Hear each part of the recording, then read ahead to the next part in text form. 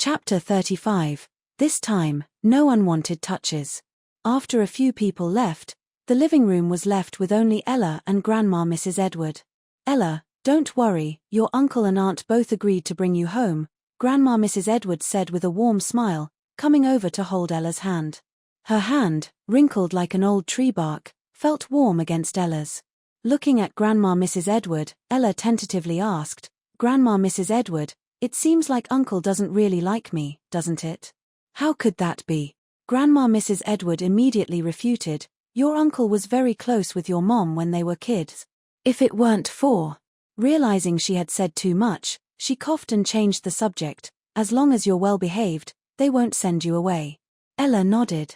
After parting with Grandma Mrs. Edward, she wheeled herself to the small courtyard where her mother lived. She saw her mother quietly sitting on the balcony, basking in the sun while reading a book. From afar, it looked serene and peaceful. If one could overlook the pillow beside her and her occasional mumbling, the scene was quite comforting. Ella's lips curled up, revealing her dimples. For the orphans, familial love was the most lacking thing. So, even though her mother was like this, Ella's affection for her was deeper than that of most mothers and daughters. She couldn't abandon her mother and leave alone. She wanted to provide her mother with the best life. If one day she had to leave the Edward family, she would take her mother with her. Having made up her mind, Ella's gaze turned resolute. After spending some time with her mother, Ella decided to return to her room to rest. As she circled through the garden and approached the front of their villa, she saw Mr. Edward exiting the living room, about to get into his car. Ella's eyes lit up, and she called out, "Chief." Mr. Edward stopped in his tracks, turning to look at her. Dressed in a black suit, he stood there quietly, like a picturesque scene, visually pleasing. His eyes seemed to hold infinite charm, drawing one in endlessly. Looking a bit longer, one felt pulled into a vortex, irresistibly alluring. Ella quickly averted her gaze from him and then wheeled herself forward. Upon reaching Mr. Edward, she stood up, hopping on one foot towards him, wanting to say something. But accidentally stepping on a pebble, she slipped and fell directly into Mr. Edward's arms. The solid impact made Ella's nose sting. Startled, Ella quickly stepped back. Then, she lifted her hand and, as if to cover up, said, "This time, my hands didn't touch anything they shouldn't." "Mr. Edward." The atmosphere suddenly became awkward. Ella immediately lowered her head, gave a wry smile, and realized how provoking her words had been. Initially, things were fine between them. But now, wasn't she just reminding him of the morning's incident? As she regretted her words, she heard Mr. Edward's deep voice. "What did you call me for?" Ella quickly looked up. Right, back to business. Feeling guilty, she glanced around to ensure no one was watching, then leaned close to Mr. Edward, tiptoeing and speaking in a hushed tone. Chapter 36. Their Shared Secret. "Chief, I don't like this aunt of ours," Ella said, standing straight again, her eyes sparkling. "Mr. Edward." He raised an eyebrow, puzzled. "So? I know you don't like her either." Mr. Edward's gaze deepened. Ella immediately hopped back onto her wheelchair, then smiled and said, "So, Chief, this is our little secret." She waved, looking very subservient. "Are you off to work?" "Goodbye." Mr. Edward got into his car, and through the rearview mirror, he could see the girl in the wheelchair, watching him leave. Somehow, thinking about what she had said. Their shared secret. He lowered his eyes, the corner of his mouth lifting slightly. This secret, it seemed, wasn't bad. Watching Mr. Edward leave, Ella's phone suddenly rang. She picked it up and saw it was the orphanage's fixed line. Her heart sank, immediately thinking of Sophia from the previous night, and she quickly answered. A child's muffled voice came from the other end. "Sophia's been locked in the reflection room by Mandy. She's terrified and keeps crying for you. They wouldn't let me tell you, so you decide what to do." Before Ella could respond, the call ended abruptly with a slap sound. It seemed someone there had arrived, preventing the child from continuing. Ella felt instantly furious. The reflection room was where children, who had done wrong, were locked up to reflect. Sophia hadn't been adopted, and after the commotion last night, how could she be locked up today? What if she thought about it too much? Ella put down her phone and wheeled herself out. Sophia's situation was because of her. She couldn't just leave Sophia in the orphanage without care. She thought that after warning Mandy, she wouldn't dare mistreat Sophia, but she hadn't expected her to intensify it. Then again, if Mandy could easily change her nature, she wouldn't have schemed against her 8 months ago. Ella wheeled herself to the gate, then hopped on one foot, abandoning her wheelchair, and took a taxi straight to the orphanage. Half an hour later, she stood at the orphanage's gate, knocking. The security guard opened the door. Seeing her, he was slightly surprised. "Ella, why are you here again?" Ella pushed him aside and tried to enter, but was blocked. "The director and Mandy said you're not allowed here." "I can't let you in." Ella frowned. "I need to see Sophia. Move aside." "I can't do that. I have to follow Mandy's instructions." Before he finished, Ella punched him in the face, knocking him back a step. Ella seized the opportunity to bypass the gate and rushed in. As soon as she entered, she heard Sophia's muffled sobs. "Mandy, I'm sorry. Please let me out. I truly understand my mistake." "Ella, save me. I didn't mean it. I didn't mean it yesterday." These sounds made Ella's heart tighten, as if gripped by an invisible hand. Her eyes reddened instantly, and she sprinted towards the reflection room. Through the glass window, she could see Sophia curled up in a corner, hugging her knees, her eyes swollen from crying. Her nose stung. "Sophia, Ella's here." Chapter 37, She's Just a Child. Upon hearing her voice, Sophia slowly looked up and met Ella's gaze. At the sight of Ella, she sprang to her feet. Sophia, frail and dressed in a puffy skirt, with her hair falling on both sides, seemed to see a savior as she rushed towards Ella. However, she hesitated, stopping a meter away from the window, staring at Ella, afraid to approach. Outside, Ella pressed both hands against the glass, straining to see inside. "Sophia, Ella is here, don't be afraid." Sophia bit her lip, suddenly covering her face. "Ella, I was wrong." She sobbed, choking on her tears. "I didn't want to end it all last night. I thought I was a bad person. You were so good to me, but when my foster parents changed their minds about adopting me and blamed it on you, I actually blamed you. How could I be so bad? I shouldn't have blamed you, War. Ella, are you disappointed in me?" Her words struck a chord of deep sorrow in Ella's heart. So, Sophia was not only grieving the failed adoption but also tormenting herself mentally. Ella quickly shook her head. "Sophia, you didn't do anything wrong. I've never blamed you. It's me who has caused you trouble." Not to mention that Sophia is just a child, anyone in this situation might harbor resentment. Hearing this, Sophia immediately stopped crying and looked at Ella. "Ella, you really don't blame me. I'm not a good girl." Ella's tone turned stern. "Sophia, remember, you are a good child." Sophia nodded vigorously. Just then, an unpleasant voice interrupted. "Ella, who let you in?" Ella turned to see Mandy approaching, her eyes filled with suspicion and harshness. Ella narrowed her eyes. "Mandy, open this room." Mandy sneered. "This is our orphanage's business. When to let her out is up to me, not you." "Mandy." Ella hissed angrily. "What crime has she committed?" Mandy scoffed. "They're not allowed on the roof. She climbed up there and nearly caused a disaster. Isn't that a mistake?"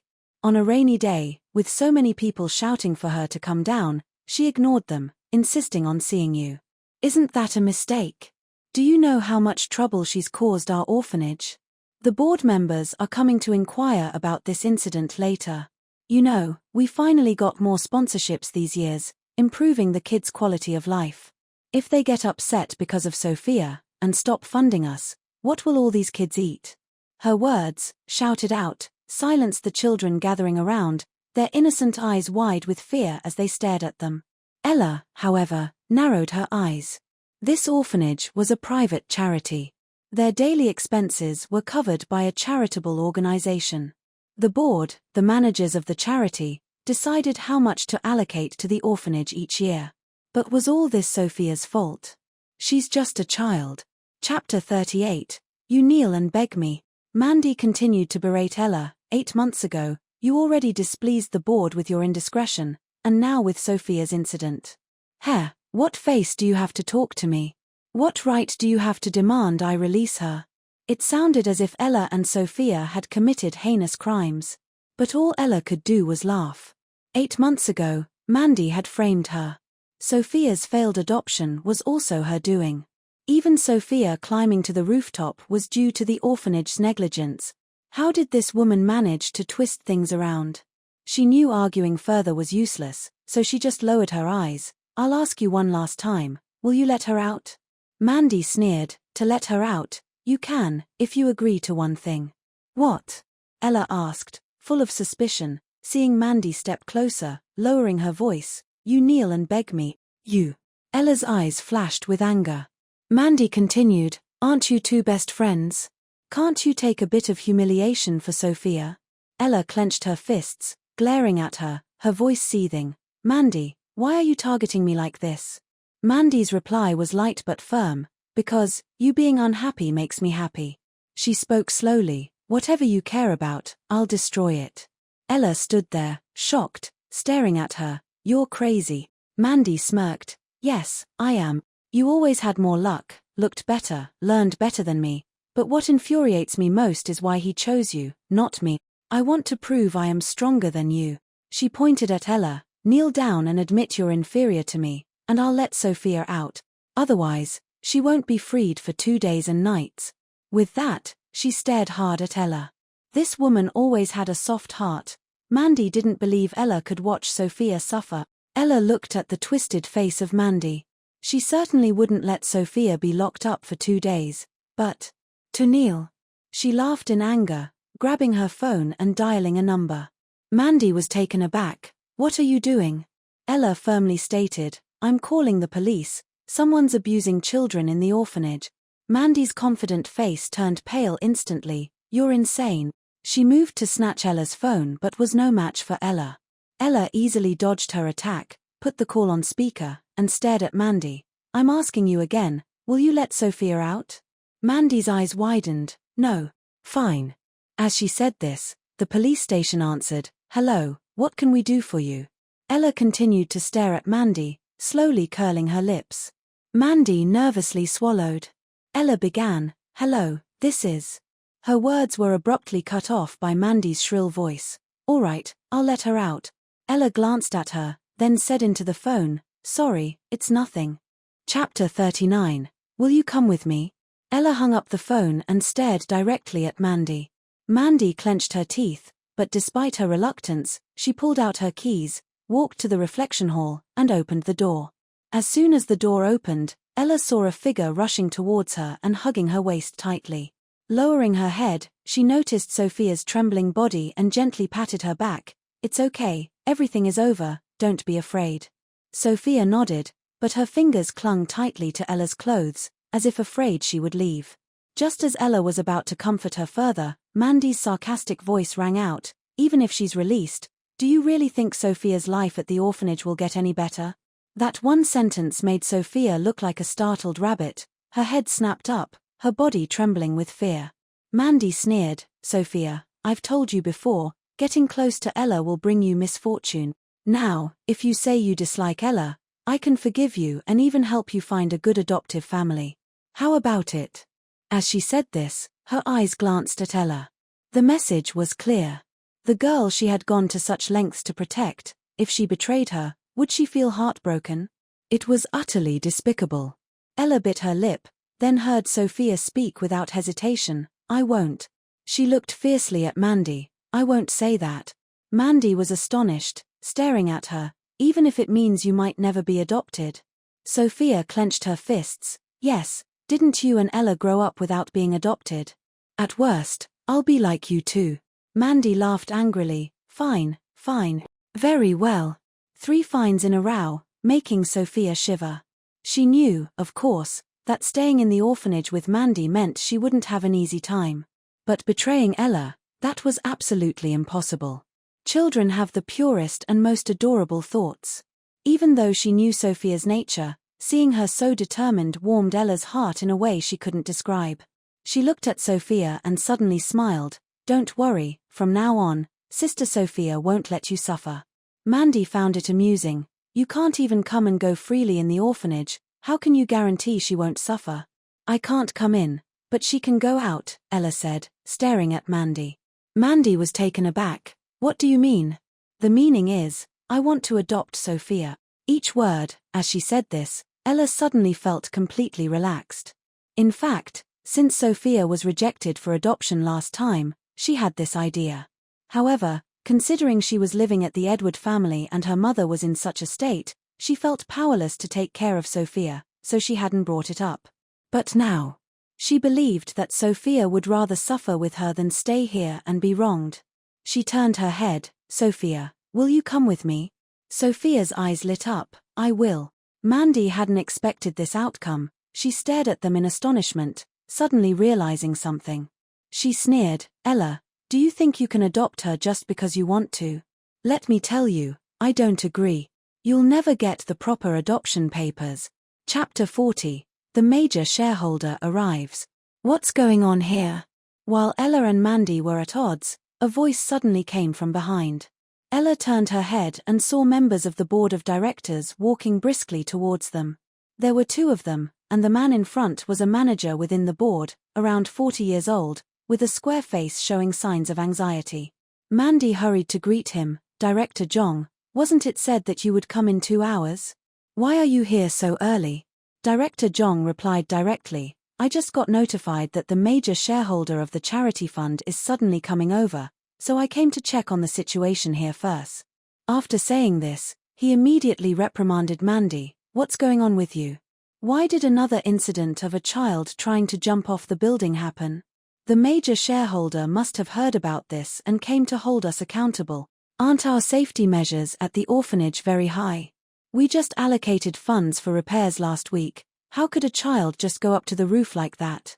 How did she get up there? Mandy felt a chill run down her spine. The iron door on the roof had been closed, but it rusted and loosened, pushing it open easily, and she hadn't had time to replace it yet. This matter, if pursued, would definitely be her and the director's responsibility. Mandy frowned, and in her haste, she caught sight of Ella and Sophia out of the corner of her eye, her gaze immediately flashing with a scheme. She directly spoke up, Director Jong, this is all her fault. With that, she pointed at Ella. Director Jong immediately frowned. Ella, why is it always you? Hey, but what does this have to do with her jumping off the building? Mandy quickly recounted the events. Ella tarnished the reputation of the orphanage. It's understandable that the couple didn't want to adopt Sophia. Sigh. Director Jong was furious, pointing at Ella and shouting, do you have something against the orphanage? Do you have a conscience at all? The orphanage raised you, and this is how you repay us. Mandy seized the opportunity. Now, she's planning to adopt Sophia and take her away. But how can I possibly entrust Sophia to her? She behaves improperly herself. What if she leads Sophia astray? Director Jong, our orphanage has strict conditions for adoption, and she doesn't meet any of them. Director Jong frowned. On the other side, Ella was getting anxious listening to this. She stepped forward. Director Jong. Before she could finish her explanation, the person following behind Director Jong hurriedly spoke up. Director Jong, the shareholder is here. Director Jong immediately panicked, pointing at Ella and saying, we'll talk about your matter later. Now hurry up and come with me to greet the shareholder. Unfortunately, as soon as he finished speaking, the door opened and a low-profile luxury car drove in. Mandy seized the opportunity to walk over to Ella, lowering her voice with a gloating tone, wanting to adopt Sophia. Tell you what, dream on. Today, let Director Jong and the major shareholder both speak out. See who dares to give you the adoption papers. But Ella had not heard a word Mandy said. Her gaze was already shocked as it fell on the car. Wasn't this Chief's car? Why would he be here? Could it be? Ella's eyes widened in astonishment. Chapter 41. Pretending not to know? A sleek black Rolls-Royce pulls up in front of the orphanage.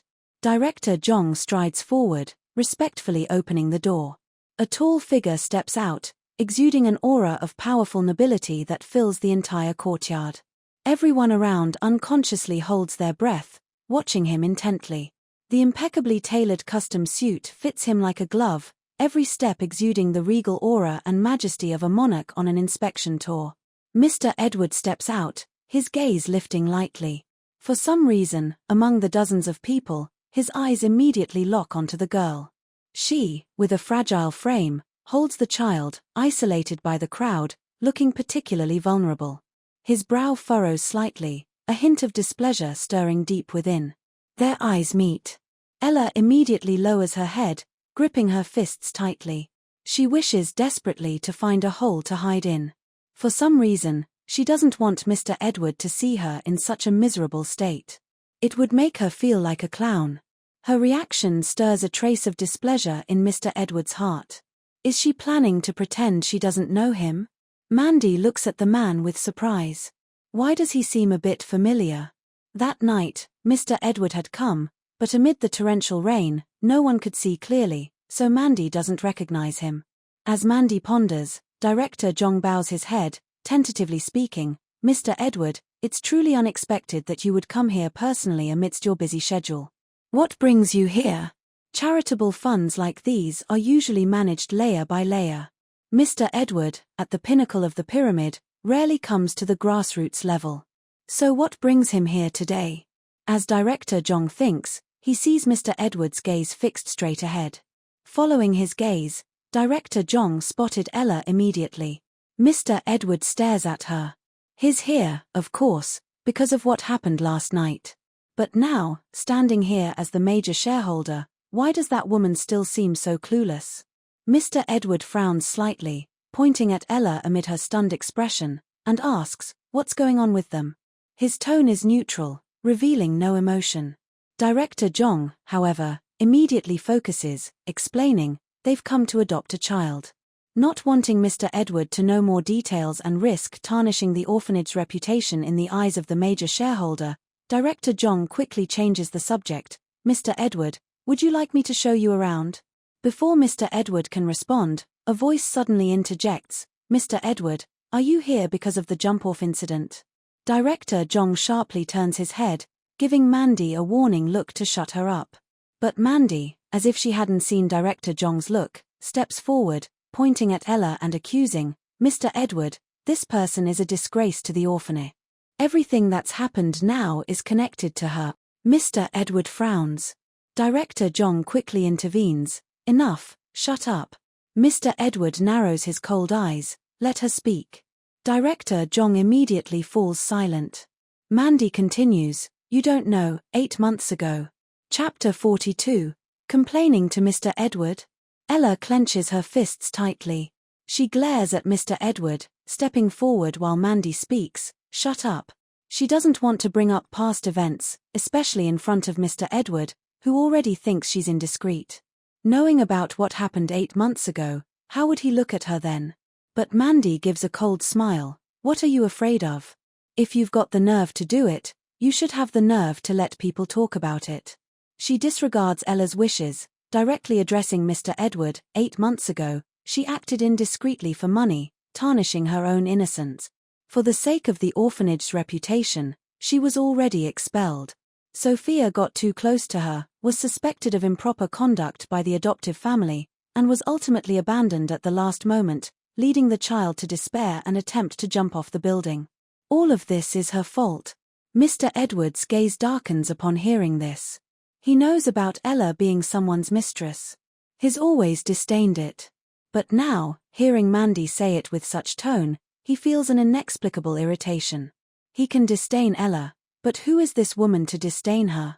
And what did she just say? 8 months ago, Ella was expelled. Then, for these 8 months, has she been struggling to survive, forced into being someone's mistress? Mr. Edward's gaze falls on Ella. She straightens her back, looking stubborn, which somehow makes her seem unexpectedly pitiable. Before, he didn't know, but now he realizes she's had a tough life. As Mr. Edward contemplates, Mandy speaks again. Now, she wants to adopt Sophia. What right does she have? We could never entrust Sophia to her. With an indignant expression, she looks triumphantly at Ella. She narrows her eyes, waiting for the major shareholder to get angry and reprimand her. Ella bites her lip, her entire body tense, like a wild animal on guard against danger. She doesn't speak, yet standing there, she exudes an inexplicable sense of tragedy. After a while, she lowers her eyes. "You consider Sophia a burden. I'll take her, isn't that what you want?" Mandy points at her. Sophia was naive, planning to jump off the roof. But she's still a child, How could we give her to you? With that, she looks at Mr. Edward. Mr. Edward, such a social misfit, the black sheep of the orphanage, should be expelled. I suggest we completely erase her records from the orphanage, preventing her from ever approaching it again. Only this way can we ensure the orphanage's reputation isn't tarnished by her. Her accusatory words echo in the air. The atmosphere at the orphanage grows quiet. For a moment, no one speaks. All the children around watch them, not daring to breathe loudly. And Ella looks at Mr. Edward. He's always wanted to expel her from the Edward family. Now, with this perfect opportunity, she probably will leave the Edward family tonight, right? With a sneer in her heart, she lowers her head. Mandy proudly lifts her chin, delighted at the thought of finally bringing Ella down. But then, suddenly, Mr. Edward's voice breaks the silence. Who are you? Chapter 43, Evicting Mandy. Mandy. She choked and instinctively replied, I am Mandy. Mr. Edward, however, turned to Director Jong. Director Jong quickly explained, this is also a child from our orphanage. No one has ever adopted her, so she grew up here and now helps out at the orphanage. Mr. Edward lowered his eyes, so, she's not staff. Director Jong was taken aback. Well, yes. The staff at the orphanage don't earn much each month.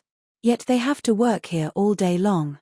Mandy never liked this job, so she never officially joined the staff and worked outside. But the orphanage was her home. She always lived here, and the director always listened to her, making Mandy almost a dominant force in the orphanage. Mr. Edward, upon hearing this, spoke sarcastically, I always thought that everyone in an orphanage was a child. Director Jong was a bit confused, not immediately understanding his meaning. Mr. Edward's assistant stepped forward immediately, analyzing the statement. Director Jong, as the name suggests, an orphanage should be helping abandoned orphans. Our DI Zun group donates so much every year to charity, not to support idle people. How can there be 18-year-olds still living here for free in this orphanage? Director Jong widened his eyes, speechless. Mandy felt as if she had been slapped in the face, her cheeks burning with embarrassment. It was as if she was accused of freeloading and being lazy at the orphanage. She stepped forward, Mr. Edward, you might not know, but I grew up here, and my affection for the orphanage is profound. All the work I do here is voluntary. I have never taken a cent from the charity fund. She spoke with righteous indignation. Director Jong quickly nodded, yes.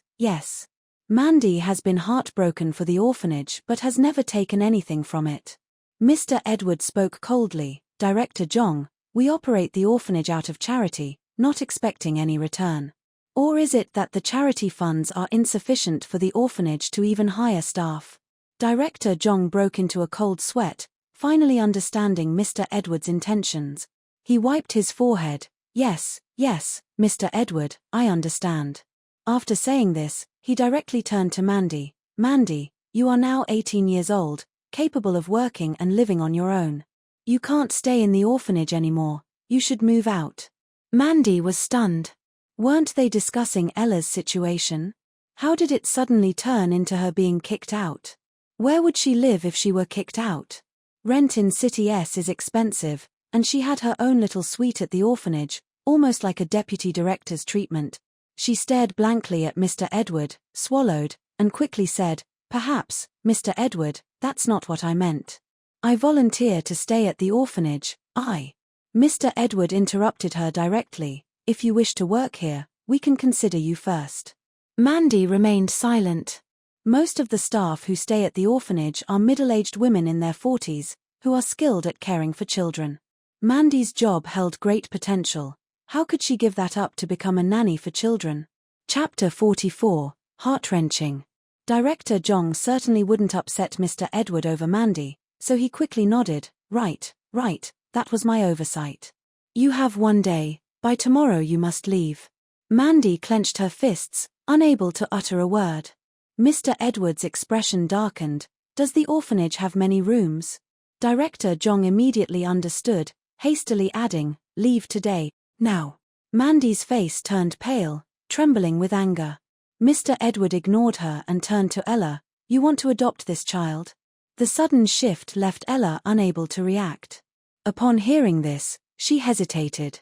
Now living at the Edward family, if she adopted Sophia, she would also have to take Sophia to the Edward family. She hesitated and tentatively looked at Mr. Edward. Do you agree? Mr. Edward's gaze fell on Sophia. Sophia gripped Ella's sleeve tightly, looking at him eagerly. That timid gaze made Mr. Edward wonder if Ella had been like this as a child. Without thinking, he agreed, yes. Director Jong was completely confused about why the big boss was inspecting. He accompanied Mr. Edward around the orphanage and then saw him off. It seemed as if his visit was solely aimed at Mandy, leaving everyone baffled. As he pondered, on the other side, Ella led Sophia's hand and walked out of the orphanage. Just as they were about to hail a taxi, a voice called out, "Ella, wait." Ella paused and turned to see the director rushing towards her from a taxi, as if she had just returned. She had been out on business and seemed to have rushed back upon hearing the news. She stopped and saw the director approach her. The director spoke urgently, "Ella, I went to visit a friend at the hospital today and only just got a call from Mandy about what happened. I rushed back immediately." Ella frowned. The director grasped her hand, her voice tinged with pleading, "Ella, your background, aside from me, no one else here knows. But I do. You're the daughter of the Edward family, and Mr. Edward came today to stand up for you." The Edward family had abandoned her and wouldn't reveal much. Only the director knew her true identity. Ella narrowed her eyes. "So?" The director spoke anxiously, "Ella, considering Mandy grew up with you, please forgive her this time. Talk to Mr. Edward and let her stay in the orphanage. After all, she's a girl, and where would she live if she were kicked out?" Ella's eyes widened as she listened. She had always considered the director as a parental figure, as a mother, but now? She scoffed, 8 months ago, when you chased me away, why didn't you worry about how I would live?" The director was immediately stunned, reflexively retorting, "How is Mandy like you? You always had clever ideas, you wouldn't be in trouble. Mandy isn't as strong or capable as you." The more she listened, the colder Ella's heart grew. She had always believed that she and Mandy held equal importance in the director's heart. But now she realized it had all been a one-sided delusion. None of them noticed that the black Rolls-Royce was parked not far away, still there.